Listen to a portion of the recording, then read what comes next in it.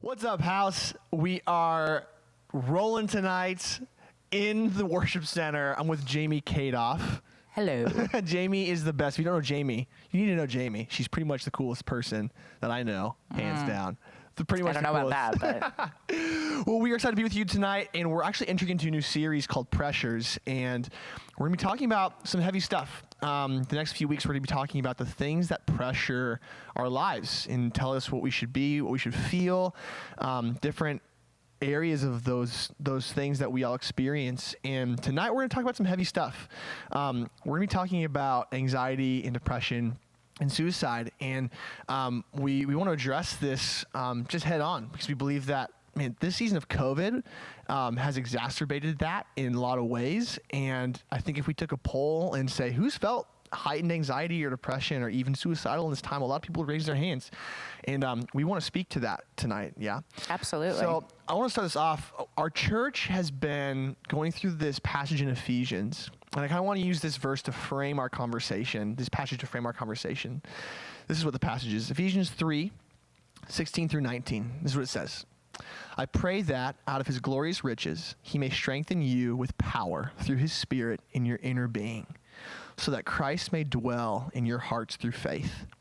And I pray that you, being rooted and established in love, may have power together with all the Lord's holy people to grasp how wide and long and high and deep is the love of Christ, and to know this love that surpasses knowledge, that you may be filled to the measure of all the fullness of God.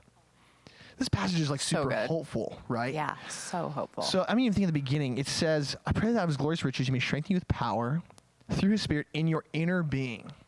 Yes. Okay, we talk about inner being, and this is like a direct relationship to talking about depression, anxiety, and suicide. It's all about our inner being, about our inner thought life. And Jay, my question is, how do we experience this fullness of God?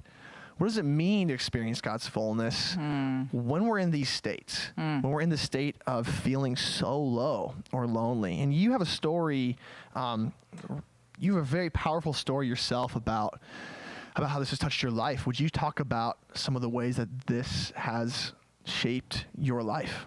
Yeah. I think of that power that you speak about. And I don't think when we're in the midst of like depression and anxiety and suicidal feelings, we may not feel very connected to that power, but it's there anyway. And I think that that's where we have to just trust God, that, we keep coming to him for comfort and peace. And that's in there, that's in us, even if it feels sort of out of our grasp, which it often does when we're in the midst of a dark time. I know for me, probably one of my darkest times was after my sister took her life. She had suffered from depression and, had been in therapy and on medication, and we thought was in an okay place. There wasn't really any sign that she was feeling that hopeless. But that experience was an incredibly dark time for me and my family. But I think I did see God working through that, because I saw, for instance, how my parents' church community came out to support them after this happened. And I think that without the comfort of God during that time, it would have felt even more hopeless and senseless than it did. Yeah. You talk about like this being the choice that your sister made, and could you, I guess, talk a little bit about, if you're willing to share, like why you think that she didn't have to make that choice, and what ways could perhaps, I guess, like what are some ways that if people are feeling that way, what steps can they take if you're in that place? Yeah. Yeah, I mean, I will never know what was going on in her mind. But my suspicion is that she felt a great deal of shame about some choices she had made. And so much shame that she hadn't talked to anybody about some of these things. And it was only, in the aftermath that we kind of found out about some of this stuff. So it's my thought that ultimately that shame, which is really toxic for people, it's like a poison and it eats us up. I think that is what led her to the choice she made. And I mean, I think the simple answer to that is there's no need to feel ashamed for anything. We are all loved by God and accepted by God, no matter what, forgiven by God. There's nothing that can separate us from his love. And so, if you're dealing with dark thoughts like that and it feels hopeless or you feel ashamed, take it to God for sure. And also, take it to somebody you trust who can help you. Because that's why God brings people into our lives and puts us in community with each other, because we need to support each other. We need to love each other and lift one another up. That's so powerful. I'm hearing you say, like, the things that we can do when we're feeling in these dark places is to take it to the Lord and to take it to each other in community. Yes. And okay, so my question then is, for those who perhaps have done both of those things and nothing's changed, what do you say to that when you're like me? I go to the Lord in prayer. It's not going away. I'm talking to people about it. I still feel this way. What do you have to say to that? Yeah. And I want to be clear that I'm definitely not saying that, God is just going to relieve you of all these feelings. We take it to him because we trust that he can comfort us and bring us peace and help us maybe get connected to other things that can help. But, he also brings things into our lives that we need to turn to get additional help, like therapy or medication or, doing things like exercise or mindfulness exercises that can help us when we're really feeling that despair. And there's no shame in needing therapy or medication. It doesn't mean there's something wrong with you.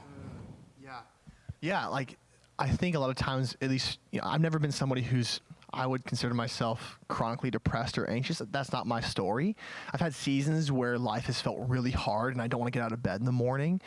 And those feelings feel like they're never going to end. And so I think, like, what I'm hearing is, like, there's some things that you can take to do that. But what about, like, addressing that reality of, like, is this ever going to end? Like, what do you have to say to that?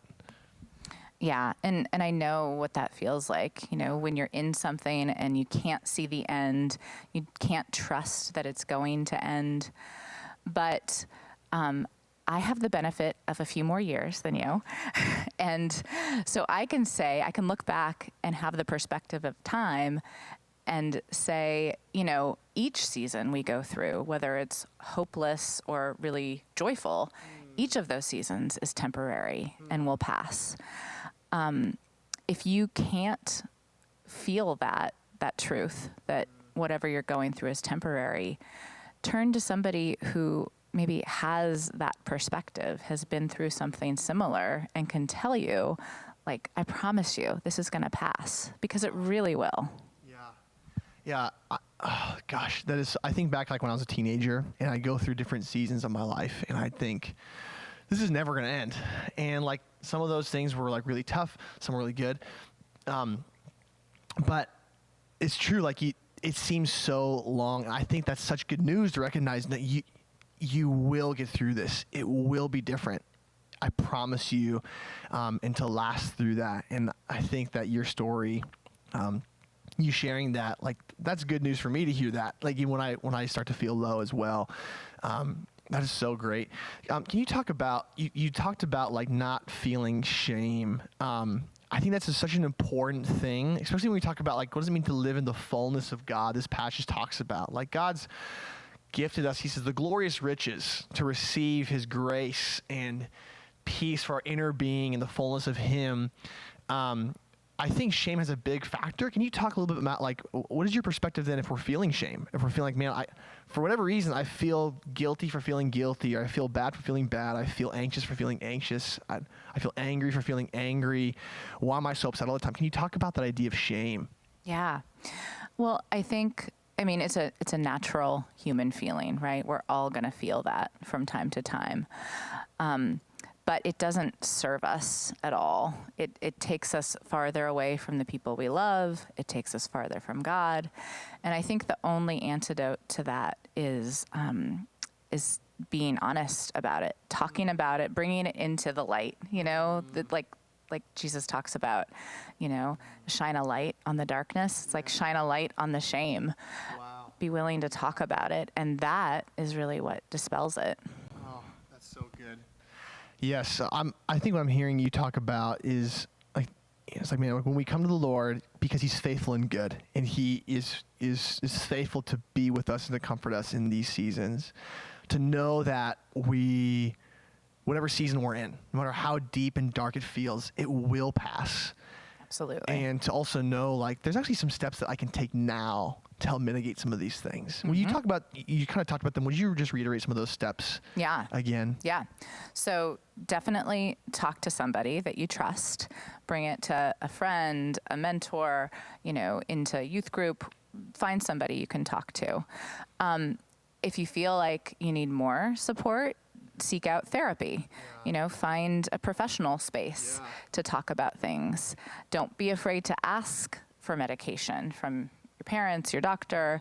That is something that really helps a lot of people. Try to not isolate. Just be with people who care about you. I think being outside, being in nature is a great antidote to some of this stuff. Exercise. Those are all pretty simple things you can do. Such good steps. I love that. And the freedom to recognize, like, me, sometimes it does take medication. Sometimes it takes therapy. And I'm a huge fan of therapy. And you are a therapist. Yes, I am. So you want some more resources how to get plugged in, that's great. But I do therapy once a month. Like, I think therapy is so needed just in general. And so, but all those things, like, there's no shame in whatever step you have to take, but don't isolate yourself. And seek to be proactive, and to recognize that God uses all those things to bring us healing over time. Right. Yeah. And if you have that perspective of time, at some point you'll be able to look back and think, oh, wow, this is why I had that experience. Like, I really learned something, or I grew closer to God through that experience. Jamie, this is so good. Before we go into small groups, I want to read this passage again. And what I'm going to do is I'm going to go and read this and kind of as a prayer for our group. So if you're in a dark place right now and you're feeling hopeless, you're feeling anxious, depressed, even suicidal, I'm going to pray this over you. I pray that out of His glorious riches, He may strengthen you with power through His Spirit in your inner being, so that Christ may dwell in your hearts through faith. And I pray that you, being rooted and established in love, may have power together with all the Lord's holy people to grasp how wide and long and high and deep is the love of Christ, and to know this love that surpasses knowledge, that you may be filled to the measure of the fullness of God. And so, Jesus, we just declare that tonight over our group, our students and leaders, and all of us alike, Lord. And this season has been so tough. But Lord, you are so faithful and so good. And so we ask for your comfort and peace, Lord. I ask tonight for boldness for students, to share, to not be isolated, to lean into community, to take a step towards wholeness and health. And Lord, that your Spirit would guide and lead and comfort and heal, whatever that may take, whether it's medication, therapy, a conversation, getting outside to exercise, all the above, Lord, whatever that looks like. We trust your healing. We thank you for tonight. Thanks for Jamie and sharing her story with this and her experience with this, her insight with this topic. And Lord, we just ask for deep, graceful conversation together. In your name we pray. Amen.